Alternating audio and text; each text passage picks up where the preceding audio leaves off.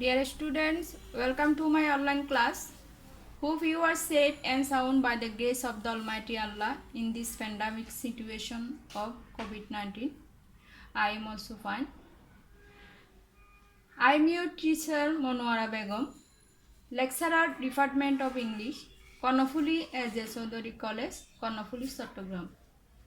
Dear students, today's class is for English HSC second year and this is English second paper. Dear students, our today's topic faces narration or speech. You have this question in book question. In question number 5, in grammatical part. Dear learners, some important rules are given on this topic in my previous classes. Today we are going to discuss book question,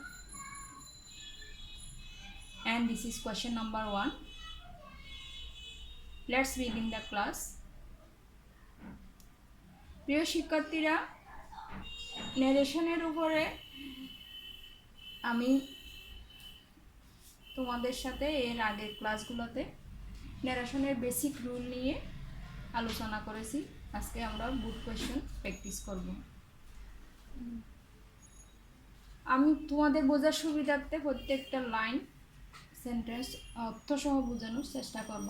আশা করি তোমরা follow করবে। Why are you putting the foods in your pocket, sir? Why don't you eat? Asked the nobleman. I am doing the right thing. My dress deserves these dishes, replied Sheikh Shadi. I'm sorry. I don't understand what you mean to say, said the nobleman. Faces narration করার সময় খেয়াল রাখবে, এখানে সেন্টেন্সের শুরুতে subject object অনেক সময় নাও থাকে। তোমাকে আগে পুরো ফেসেসটা এ টু জেড মিনিং সহ পড়তে হবে।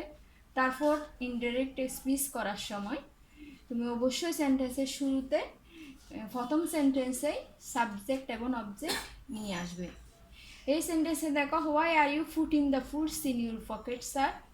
আমরা জানি যদি স্যার তাকে রেসপেক্টফুলি শব্দটা ইউজ করতে হবে, অথবা অ্যাড্রেসিং এস স্যার, এটাও সেন্টেন্সের শুরুতে আনতে পারো। And why don't you eat, asked the nobleman. Inverted comma দেখো, ইনভার্টেড কমার মধ্যে এখানে দুইটি ইন্টারোগেটিভ সেন্টেন্স আছে।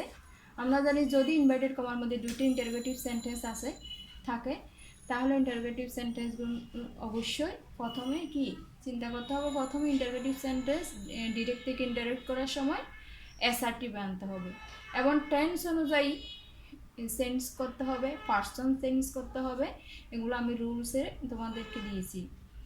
এবং এরপরে যদি ইন্টারোগেটিভ সেন্টেন্স একই ইনভার্টেড কমার মধ্যে পরপর থাকে, তাহলে again asked, further asked, also asked, এই শব্দগুলো তোমাকে ইউজ করে দুইটা সেন্টেন্সকে এক করতে হবে। Why are you putting the foods in your pocket, sir? Why don't you eat, asked the nobleman.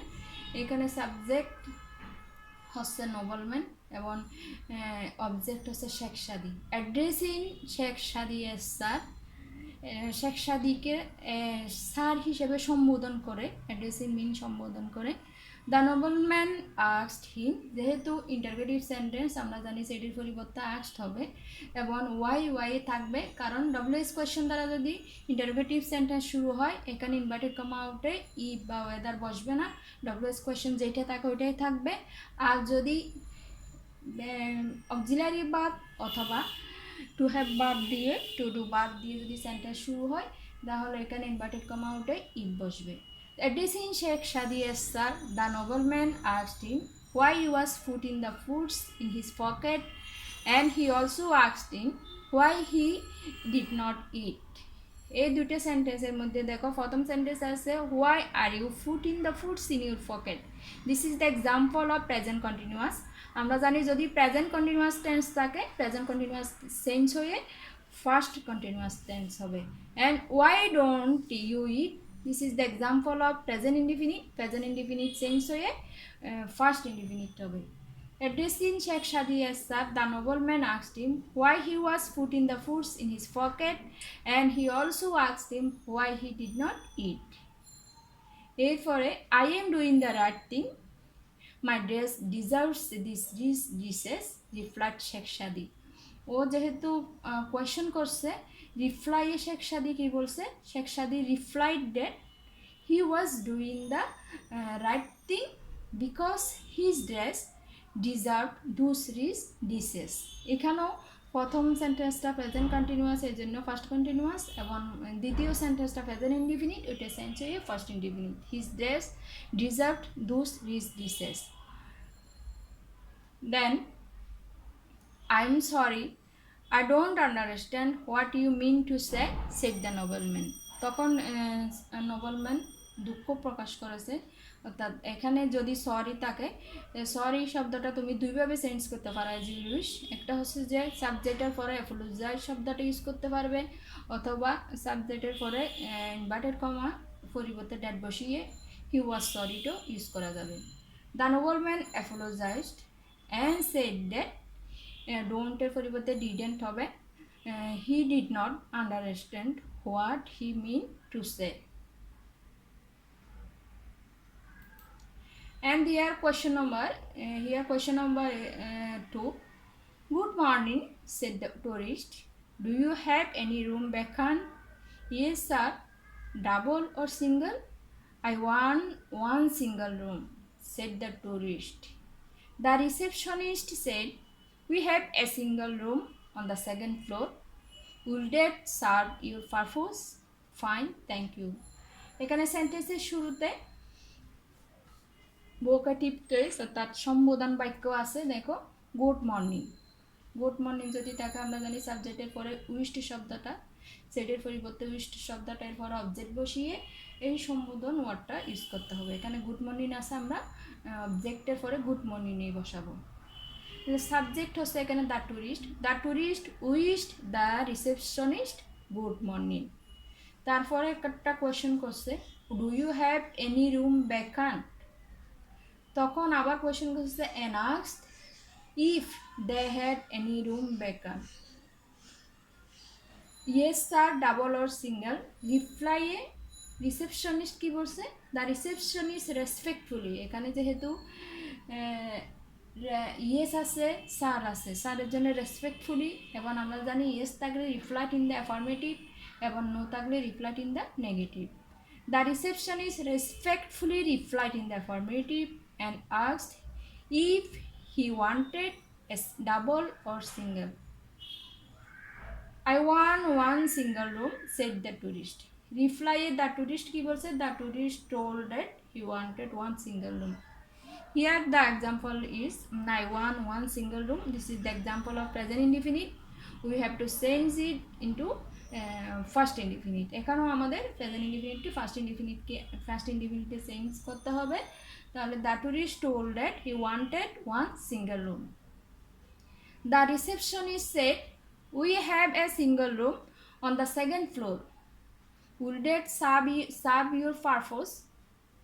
তখন রিসেপশনিস্ট আবার ওনাকে কোয়েশ্চেন করেছেন। The receptionist replied that they had a single room on the second floor and also asked if that would serve his purpose. এখানে দেখা we have a single room on the second floor, এটা সেন্সে হ্যাভটা সেন্সে কি হবে? Past ফর্মে হ্যাভের ফার্স্ট ফর্ম হচ্ছে had. That they had a single room on the second floor and also asked if that would serve his purpose. would এইরকম যদি তোমার মডাল ভার্বগুলো যদি থাকে, প্রেজেন্ট ফর্মে থাকলে উইল থাকলে উড হবে, শেল থাকলে শুড হবে, মে থাকলে মাইট হবে। এখানে উইল আছে, উইল চেঞ্জ হয়ে would. If that would serve his purpose, তখন ফাইন থ্যাংক ইউ।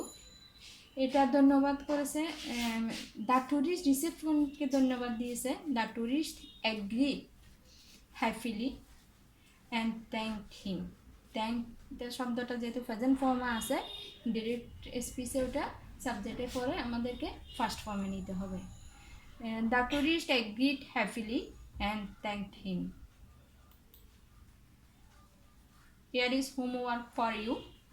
Directed, দেখো, returning home, my mother said to me, your progress in studies is very slow. You always move about with a group of your friends. Aren't you idling away your time with them? Can't you be more serious? I am sorry and I will amend myself, I replied. এই সেন্টেন্সে যেখানে তোমার present tense, ওটা present টেন্সটা past টেন্সে নিতে হবে। এখানে ক্যান্ট আছে, মডেল ভার্ব আছে, মডেল ভার্ব চেঞ্জ হয়ে ফার্স্ট ফর্মে মডেল ভার্ব ক্যানের পরিবর্তে কুড নিতে হবে। এবং aren't you idling away you time with them, এটা হচ্ছে example of present continuous tense. Present continuous change হয়ে ফার্স্ট টেন্সে নিতে হবে। আই এম সরি, এখানে অ্যাপোলোজাইজ শব্দটা এর আগের এক্সাম্পলে যেটা আমরা দেখিয়েছি ওইটা করবে। এবং আই উইল অ্যামেন্ড মাইসেলফ, এখানেও মডেল বা উইল আছে, উইলের পরিবর্তে তুমি ওট ইউজ করবে।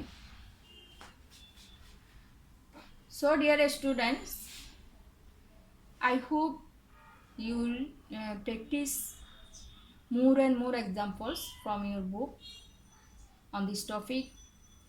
And if you face any problem to solve these questions, you can share with me. Dear students, no more today. Study more and more at home. Stay home, stay safe. Thank you all.